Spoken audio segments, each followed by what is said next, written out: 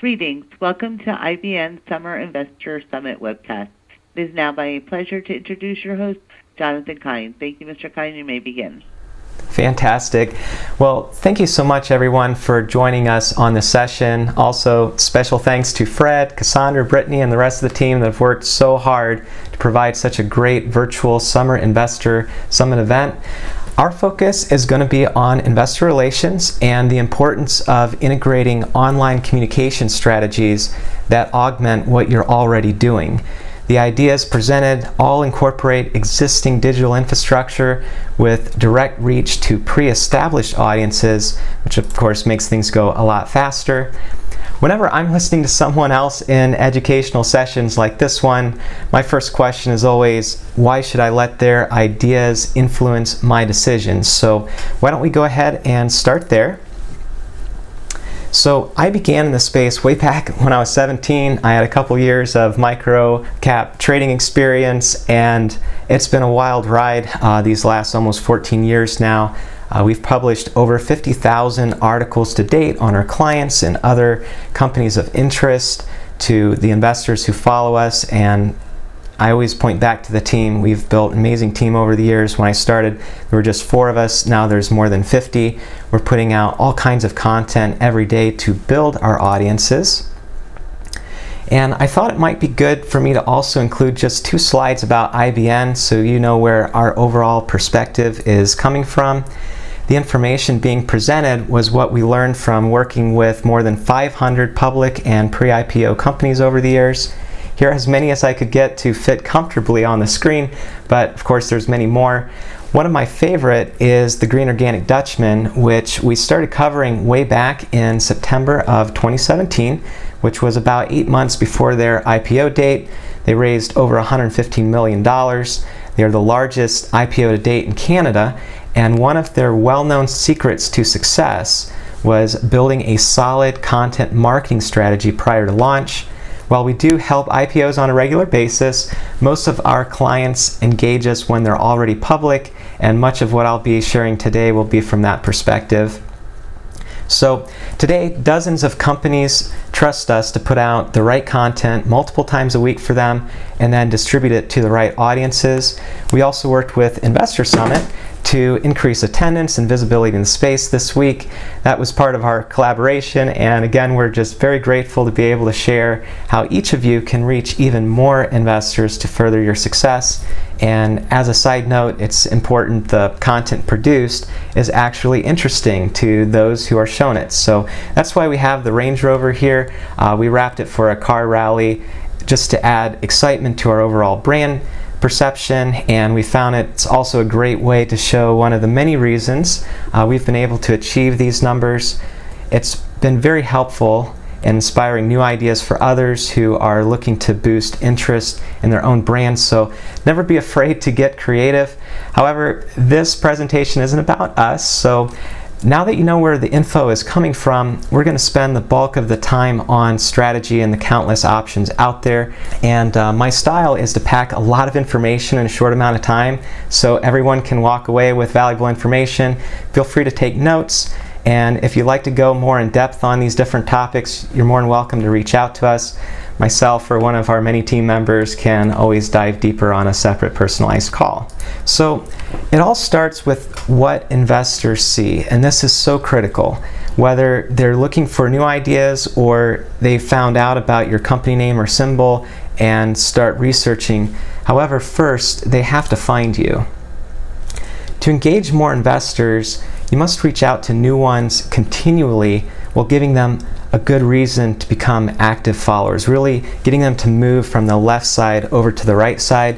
You can either develop your own outside channels with proper disclosure or take the easier route of working with those who already have the large audiences. And there's many different ways to go about this, but we're going to focus on what we've found to be most effective. If you have questions about anything specific not covered in the presentation, keep in mind we're always excited to share what we've learned over the years. Feel free to reach out through our website, InvestorBrandNetwork.com, to start the conversation. So sponsored articles is a really great place to start, but you want to make sure that your content would be truly interesting to the audiences that you're reaching. This would be in a channel that's not about you, so it could be more industry related, or how your technology is a disruption in that industry. It's important that the people that you're reaching for the first time here, that they become active listeners as they learn about your story. Just showing it to them isn't enough, and I'd also highly recommend making sure you stay in front of them on a consistent basis.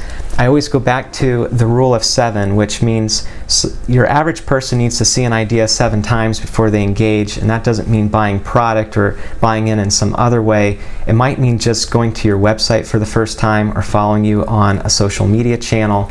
And so knowing that, you do want to make sure your overall strategy includes continual outreach and just advancing your story as it progresses, bringing in different aspects of your story, so that way the content's always fresh, but your name is being repeated as time goes on. Having an editorial show up in the news feeds of other publicly traded companies in your space would be essentially the same as coming to an investor conference and after speaking, getting the chance to speak to your peers' investors, except at a much larger scale, with thousands of investors tuning in. While the bulk of the editorial should focus on how you're addressing the problem or opportunity in your market, make sure to have quality content on each of the companies that you tag. This adds additional value to the readers. You want to make sure that they're always interested in what you have to say next as future editorials are released. But this is just a great way of really boosting, so not everybody needs to see something 7 times. Oftentimes they just need to see it once, and by presenting your story in front of your industry peers and their investor audiences, they're the most likely to understand what you're doing and why your story is special in the space. Of course, you already know they're interested in the space as well. Sponsored research via FINRA licensed accredited analysts is a great way to get quality research reports out to a much larger audience, and by making sure they're FINRA registered, they'll be much more respected. And we really like what Noble is doing with their investor portal Channel Check. They've been doing institutional quality research reports for quite some time now, more than 30 years. They've got tens of thousands of investors following them, and with their portal, they have success story podcasts to continually bring in more investors, and they also have great information on more than 6,000 emerging growth companies now. So that would be an idea to check out. In addition to using our brand networks to introduce outside investor audiences to this week's Investor Summit, many personal invitations were also sent out to executive and IR firm contacts. So we're glad to see many of them have joined us here today. As you all know, Investor Summit puts on a fantastic virtual event. They hit all the marks that we're looking for when one of our clients asks where they should present. I just wanted to share some of those things that we look for in ensuring a successful presentation for our clients. Text marketing is probably my favorite form of push notification. The reason why is because 95% of the texts are read within the first 5 minutes.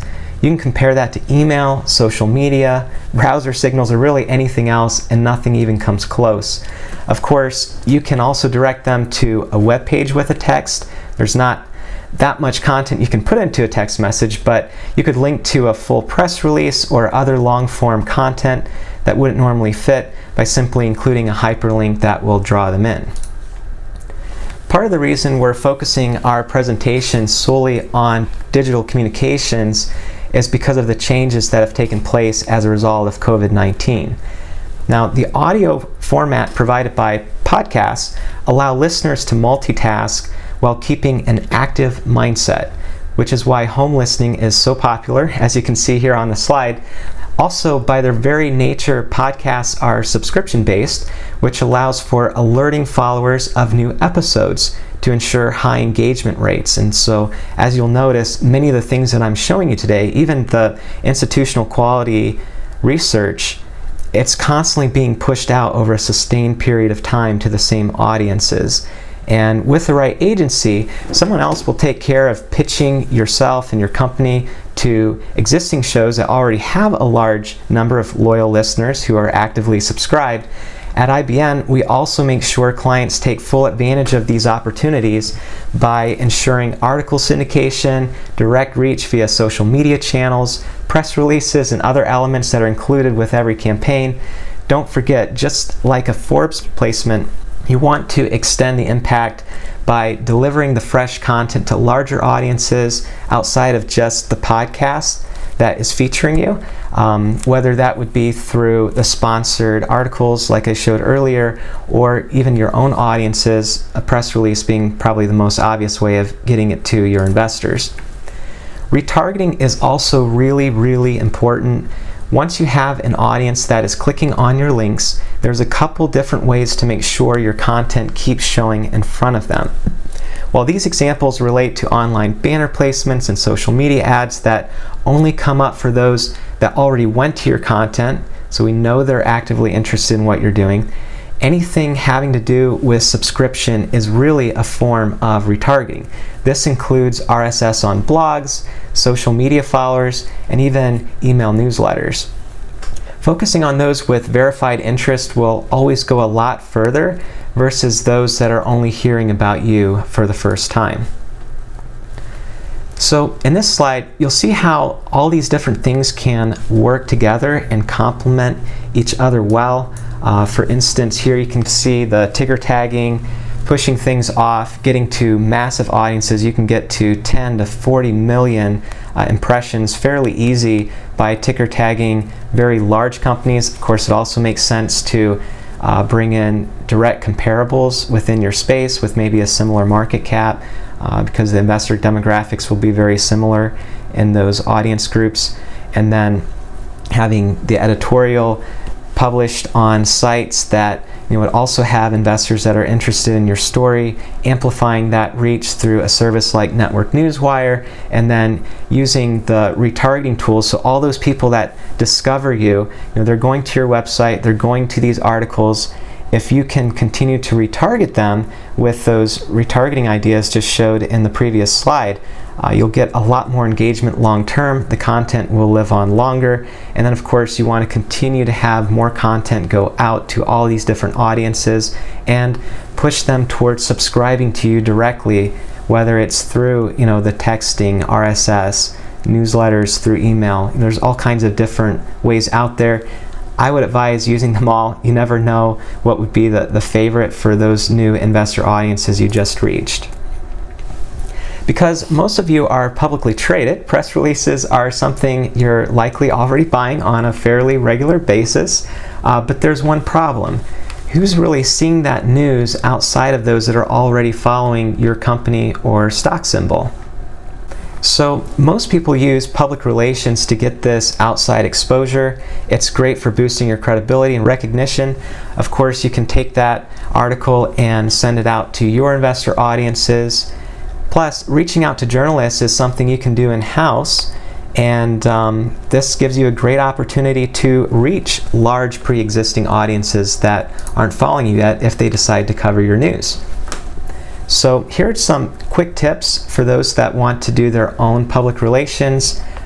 You'll see just a few things pointed out in this example here on the left. We actually got a lot of coverage from this story. The subject line is always going to be the most important. They get tons and tons of emails. Just keep that in mind, keep it succinct. Remember, you're just trying to sell them on opening the story. So once there's verified interest, they'll dig in, and then having bullet points is a great way of sharing key highlights. Again, the purpose here is to get them to the next step, which would be clicking on the link and seeing the full story. Personalizing the message with their name goes a long way. No one wants to be mass blasted. And then always be polite, approachable, grateful. Remember, they don't owe you anything. They want to quickly write the story and move on to the next one. That's just the truth of the matter. So whatever you can do to show that you'll be an easy story to cover would go a long way. And we'll talk about more ways to make it even easier as part of an overall strategy. So another thing we like to do is putting together a great press kit that shares the whole story in a linear format. It's not like your website where they can get lost in all the details. Most people go to 2 or 3 pages and leave. Here, they'll go page after page after page. Usually these are about 15 to 20 pages long. They're fun and engaging. There's just something about a picture book that makes you want to continue to page forward, and it's just a great way to make sure they get the whole story and how everything connects. So after you reach out to all these journalists, you'll need to monitor for placements because they don't have the time to tell you. Most of the time, you won't get a response telling you that they wrote an article about you. So you can always use Google News. There's Meltwater and other tools that will alert you. But another thing I like to do just to incentivize these journalists to cover you, and I'll go into the next slide on this one, you want to stay in touch, but after they do put out their article, put it out on your social media, put it out on your newsletters and such, like you probably will anyway, but then thank your journalist or reporter for covering your story. Let them know that you put it out everywhere, because they're looking to grow their audiences just like you are. So always keep that in mind, because if you do this part correctly, they'll cover you again, and it'll be even more effective the second time because their audiences won't just be hearing about you, the first time. So the other thing I want to point out here is the way that sponsored publication can assist with this whole process. Because when a journalist finds a story that they like, they're going to go out and look for outside content. And the great thing about sponsored publications is you've approved the content. It's as reliable as a press release or something on your website, so they can quickly build their story, bring in quotes. It really makes their efforts move forward a lot quicker, and it might help you get covered versus another story that they're considering, just because your story would be that much easier to write about. So on that note, guaranteed article placements can also get the ball rolling. When journalists are going out there looking to see if there's a lot of buzz around a story, obviously it helps them a lot if people are searching for your company name or the subject at hand, and they show up in search engines and news searches and other ways of discovery such as Twitter hashtags. They want to cover something that's already exciting. There aren't that many that are actually looking to break the story like in the old days, so definitely keep that in mind. You can also use these article placements to go directly where investors are looking for ideas and match up to specific industry targeting. It's just a really great way to jumpstart everything. It also provides great reference material for investors when they start their due diligence and they're seeing what was posted recently about your company. And of course, you have full control, so that means everything's accurate. You get the ideal messaging every time because you give your approval prior to dissemination. So in closing, I just want to re-emphasize that a consistent plan that connects with supporting strategies is how you really succeed with digital communication. For instance, you could do a press release once a month, or ideally more frequently. And then in between your press releases, you can have articles get published to assist with ongoing engagement while also reaching new audiences. It's even better if you syndicate these articles under your symbol on popular sites like MarketWatch, Street Insider, and other well-respected financial portals that are used by investors to research new companies they discover.